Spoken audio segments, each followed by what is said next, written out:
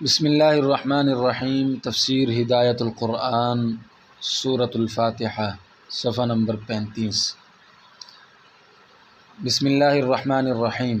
الحمد للہ رب العالمین الرحمن الرحیم مالک یوم الدین ایاک نعبد و ایاک نستعین اہدنا الصراط المستقیم صراط الذین انعمت علیہم غیر المغضوب علیہم ولا الضالین۔ سورۃ فاتحہ کا ترجمہ سماعت فرمائیے۔ بسم نام سے اللہ کے، الرحمن نہایت مہربان، الرحیم بڑے رحم والے، الحمد ہر تعریف، للہ اللہ کے لیے ہے، ربی جو پالنہار ہے، العالمین جہانوں کے، الرحمن نہایت مہربان، الرحیم بڑے رحم والے ہیں۔ مالکی مالک، یوم روز، یوم الدین روز جزا کے، ایاک نعبد آپ ہی کی بندگی کرتے ہیں ہم، و ایاک نستعین اور آپ ہی سے مدد چاہتے ہیں ہم۔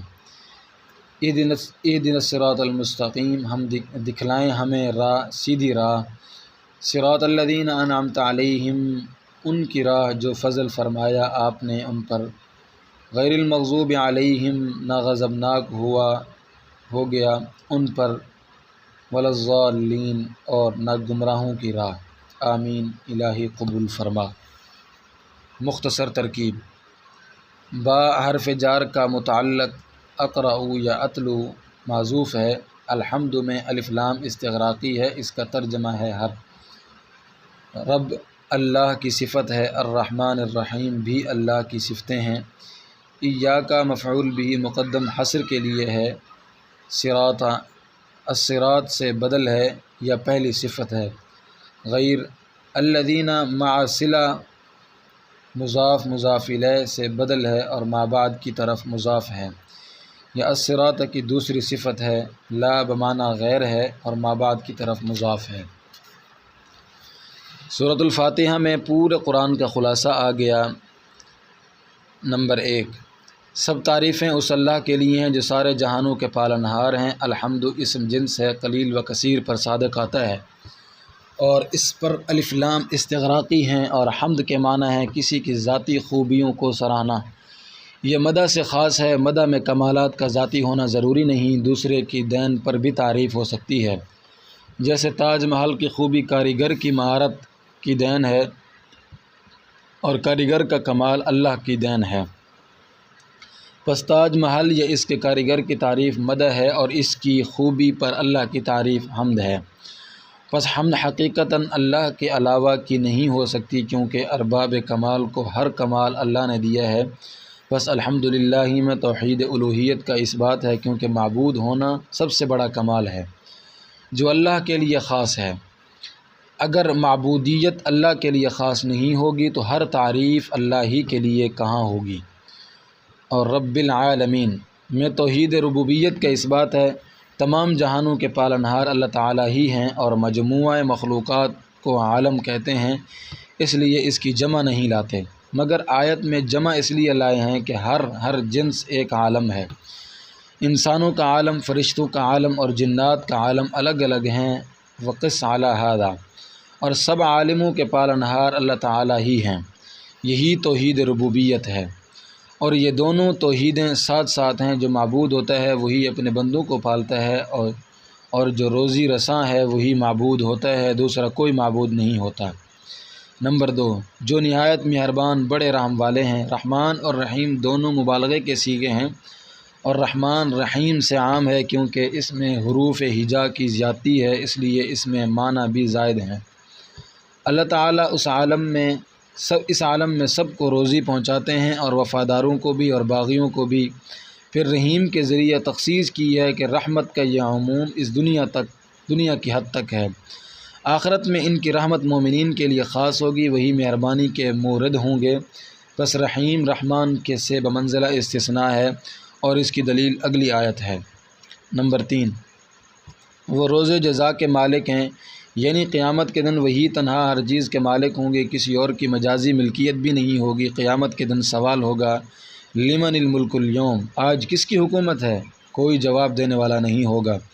خود ہی جواب دیں گے للہ الواحد القہار، آج ایک غالب اللہ کی حکومت ہے۔ اور یہ آیت قیامت کے دن رحمت خاصہ کی دلیل کے طور پر آئی ہے اور اس میں آخرت کا اس بات ہے۔ نمبر 4، ہم آپ ہی کی عبادت کرتے ہیں اور آپ ہی سے مدد چاہتے ہیں۔ پہلے جملہ میں اللہ کی تعریف ہے اور دوسرا جملہ سوال کی تمہید ہے، پس یہ آیت نصف ہے۔ اس آیت سے معلوم ہوا کہ جیسے اللہ کے علاوہ کی عبادت جائز نہیں، اس کے سوا کسی سے مدد مانگنا بھی جائز نہیں۔ البتہ یہ بات امور غیر عادیہ کی حد تک ہے۔ امور غیر عادیہ وہ کام ہیں جو اللہ کے سوا کوئی نہیں کر سکتا، جیسے ہدایت، دینی رہنمائی کرنا، اولاد دینا، شفا بخشنا وغیرہ۔ اور روزمرہ کے کام جو اور بھی کر سکتے ہیں، جیسے کسی کے لیے کوئی چیز خرید لانا، بوجھ اٹھوا دینا، ان میں مدد طلب کر سکتے ہیں اور مدد کرنا مطلوب بھی ہے۔ متفقن علیہ حدیث ہے، من کان فی حاجت اخیہ کان اللہ فی حاجتہ، جو اپنے مسلمان بھائی کا کام کرتا ہے اللہ تعالیٰ اس کا کام بناتے ہیں۔ تنبیہ اور فوائد شیخ الہند میں جو ہے کہ اگر کسی مقبول بندہ کو محض واسطہ رحمت الہی اور غیر مستقل سمجھ کر استعانت ظاہری اس سے کرے تو یہ جائز ہے۔ یہ استعانت در حقیقت حق تعالیٰ ہی سے استعانت ہے، یہ توسل کا مسئلہ ہے۔ اس کو استعانت مجازن کہا ہے۔ یہ بات نہ سمجھنے کی وجہ سے لوگوں کو اعتراض کا موقع مل گیا۔ توسل کی 3 صورتیں ہیں۔ اپنے اعمال صالحہ کا توسل کرنا یہ بالاجماع جائز ہے۔ کسی زندہ نیک آدمی کا توسل کرنا یہ بھی بالاتفاق جائز ہے۔ نمبر 3، وفات پائے ہوئے کسی نیک آدمی کا توسل کرنا یہ مختلف ہی ہے۔ غیر مقلدین اس کو ناجائز کہتے ہیں، اہل سنت والجماعت کے نزدیک یہ بھی جائز ہے۔ حضرت شیخ الہند رحمہ اللہ نے یہی مسئلہ بیان کیا ہے، مگر مجازن لفظ استعانت استعمال کیا، اس لیے لوگوں کو اعتراض کا موقع مل گیا۔ وہ تو اسی طاق میں رہتے ہیں۔ نمبر 5 تا 7، الہی ہمیں سیدھا راستہ دکھا جو آپ تک اور جنت تک پہنچتا ہے۔ ان لوگوں کا راستہ جن پر آپ نے فضل فرمایا، یہ مثبت پہلو سے صراط مستقیم کو محسوس مثال سے مشخص کیا۔ ان لوگوں کا راستہ نہیں جو آپ کے غصہ کا مورد بنے، اور نہ ان کا جو راہ سے بھٹکے۔ یہی منفی پہلو سے محسوس مثال کے ذریعے صراط مستقیم کو مشخص کیا۔ الہی ہماری دعا قبول فرما۔ یہ آمین کا مطلب ہے۔ سورۃ الفاتحہ کے ختم پر آمین کہنا سنت ہے، نماز میں بھی اور خارج نماز میں بھی۔ لوگ خارج نماز میں غفلت برتتے ہیں۔ نماز میں سورہ فاتحہ پڑھنے کا مسئلہ۔ 3 اماموں کے نزدیک نماز کی ہر رکعت میں سورہ فاتحہ پڑھنا افضل ہے، اس کے بغیر نماز نہیں ہوتی۔ یہ فاتحہ کے نماز سے تعلق کا مسئلہ ہے، مقتدی کے فاتحہ کا مسئلہ نہیں، وہ مسئلہ الگ ہے۔ اور امام ابو حنیفہ رحمۃ اللہ علیہ کے نزدیک فاتحہ واجب ہے۔ اگر بھول سے رہ جائے اور سورت پڑھ لے تو سجدہ سہو کرے، نماز ہو جائے گی، اور بالقصد چھوڑ دے تو وقت میں نماز کا اعادہ واجب ہے۔ سجدہ سہو سے کام نہیں چلے گا۔ جاننا چاہیے کہ اس اختلاف کا مفاد کچھ نہیں، کیونکہ سبھی مسلمان ہر رکعت میں فاتحہ پڑھتے ہیں، پھر خواہ اس کو فرض کہیں یا واجب، کیا فرق پڑتا ہے؟ بھول کی صورت میں اختلاف کا اثر ظاہر ہوگا، مگر وہ نادر صورت ہے۔ نیز جاننا چاہیے کہ نماز میں فاتحہ پڑھنے کا حکم قرآن میں نہیں ہے، قرآن میں مطلق قرات کا حکم ہے، پس وہ رکن ہے، اور فاتحہ کا حکم اعلیٰ درجہ کی خبر واحد ہے۔ لا صلاۃ الا بفاتحۃ الکتاب، سورہ فاتحہ کے بغیر نماز نہیں۔ اور ائمہ ثلاثہ کے نزدیک اعلیٰ درجہ کی خبر واحد سے فرضیت ثابت ہو سکتی ہے، اس لیے انہوں نے فاتحہ کو فرض قرار دیا۔